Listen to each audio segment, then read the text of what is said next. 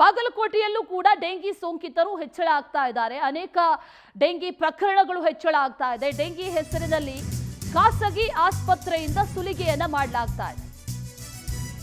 ಇಂಥ ಸಂದರ್ಭದಲ್ಲಿ ಖಾಸಗಿ ಆಸ್ಪತ್ರೆಗಳು ಸಿಕ್ಕಿದೆ ಚಾನ್ಸ್ ಅಂತ ಸುಲಿಗೆಗಳಿದು ಇಳಿದು ಬಿಡುತ್ತೆ. ಸರ್ಕಾರ ನಿಗದಿಪಡಿಸಿದೆ ಒಂದು ದರ, ಆ ದರದಲ್ಲೇ ಚಿಕಿತ್ಸೆ ನೀಡಬೇಕು ಅನ್ನುವಂಥ ಸೂಚನೆ ಇದೆ. ಜಿಲ್ಲೆಯಲ್ಲಿ 2 ತಿಂಗಳಿಗೆ 57ಕ್ಕೂ ಹೆಚ್ಚು ಕೇಸ್ ಪತ್ತೆಯಾಗಿದೆ. ಡೆಂಗಿ ಸೋಂಕಿತರಿಗೆ ಸೂಕ್ತ ಚಿಕಿತ್ಸೆಗೆ ವ್ಯವಸ್ಥೆಯನ್ನ ಮಾಡಲಾಗಿದೆ. ಮನೆ ಅಕ್ಕಪಕ್ಕ ನೀರು ನಿಲ್ಲದಂತೆ ಜನರಲ್ಲಿ ಅರಿವನ್ನ ಕೂಡ ಮೂಡಿಸಲಾಗ್ತಾ ಇದೆ. ನಿರ್ಲಕ್ಷ್ಯ ಏನಾದರೂ ತೋರಿದ್ರೆ ಅವರ ಮೇಲೂ ಕೂಡ ಆಕ್ಷನ್ ತಗೊಳ್ತೀವಿ ಅನ್ನುವಂಥ ಎಚ್ಚರಿಕೆಯನ್ನ ಕೂಡ ನೀಡಲಾಗಿದೆ. ನಿರ್ಲಕ್ಷ್ಯ ತೋರದ ಎಚ್ಚರಿಕೆಯನ್ನ ವಹಿಸೋದಕ್ಕೆ DHO ಕೂಡ ಮನವಿಯನ್ನ ಮಾಡಿಕೊಂಡಿದ್ದಾರೆ. ಡೆಂಗಿ ನಿಯಂತ್ರಣಕ್ಕಾಗಿ ಸಾರ್ವಜನಿಕರಲ್ಲಿ ಮನವಿಯನ್ನ ಮಾಡಿಕೊಳ್ಳಲಾಗ್ತಾ ಇದೆ. ಈಗಾಗಲೇ ಪ್ರತಿಯೊಂದು ಕಡೆಗಳಲ್ಲೂ ಕೂಡ ಎಚ್ಚರಿಕೆಯನ್ನ ಮೂಡಿಸುವಂತ ಕೆಲಸ, ಅವೇರ್ನೆಸ್ ಅನ್ನ ಮೂಡಿಸುವಂತ ಕೆಲಸಗಳನ್ನ ಮಾಡಲಾಗ್ತಾ ಇದೆ. ಒಂದು ಕಡೆಯಲ್ಲಿ ಅದಾದ್ರೆ ಮತ್ತೊಂದು ಕಡೆಯಲ್ಲಿ ಸರ್ಕಾರ ನಿಗದಿಪಡಿಸಿದ ದರದಲ್ಲೇ ಚಿಕಿತ್ಸೆಯನ್ನ ಕೊಡಬೇಕು ಅನ್ನುವಂತ ಸೂಚನೆಯನ್ನ ಕೂಡ ನೀಡಲಾಗಿದೆ.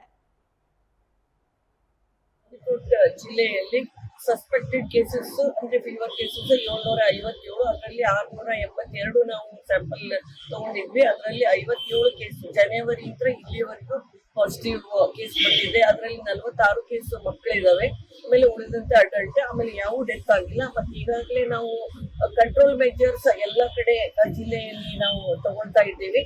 ಆಮೇಲೆ ಸೋರ್ಸ್ ರಿಡಕ್ಷನ್ ಆಕ್ಟಿವಿಟೀಸ್ ಅಂದ್ರೆ ಎಲ್ಲಿ ಲಾರ್ವಾ ಬರುತ್ತೆ ಅದನ್ನೇ ನಾವು ಕಂಟ್ರೋಲ್ ಮಾಡಕ್ಕೆ ಪ್ರಿವೆನ್ಷನ್ ಆಕ್ಟಿವಿಟೀಸ್ ಮಾಡ್ತಾ ಇದ್ದಾರೆ ನಮ್ಮ ಆಶಾ ವರ್ಕರ್ಸ್, ನಮ್ಮ ಫೀಲ್ಡ್ ಹೆಲ್ತ್ ಸ್ಟಾಫ್, ಅಂಗನವಾಡಿಯವರು ಎಲ್ಲರೂ ಕೈ ಜೋಡಿಸಿ ಮಾಡ್ತಾ ಇದ್ದಾರೆ. ಅಂತರ್ ಇಲಾಖಾ ಸಮನ್ವಯ ಸಮಿತಿ ಸಭೆ ಕೂಡ ಇದು ಮಾನ್ಯ DC ಮೇಡಮ್ ಹಾಗೂ CEO ಸರ್ ಅಧ್ಯಕ್ಷತೆಯಲ್ಲಿ ನಡೆಯಿತು. ಆಮೇಲೆ ಇದರಲ್ಲಿ ಆಮೇಲೆ ಆರೋಗ್ಯ ಇಲಾಖೆ, ಆಮೇಲೆ ಮುನ್ಸಿಪಾಲಿಟಿ, ಆಮೇಲೆ ವಾಟರ್ ಸಪ್ಲೈ,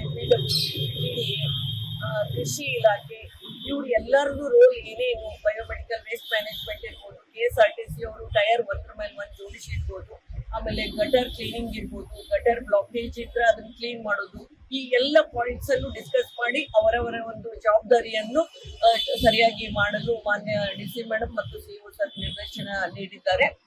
ಬಾಗಲಕೋಟೆ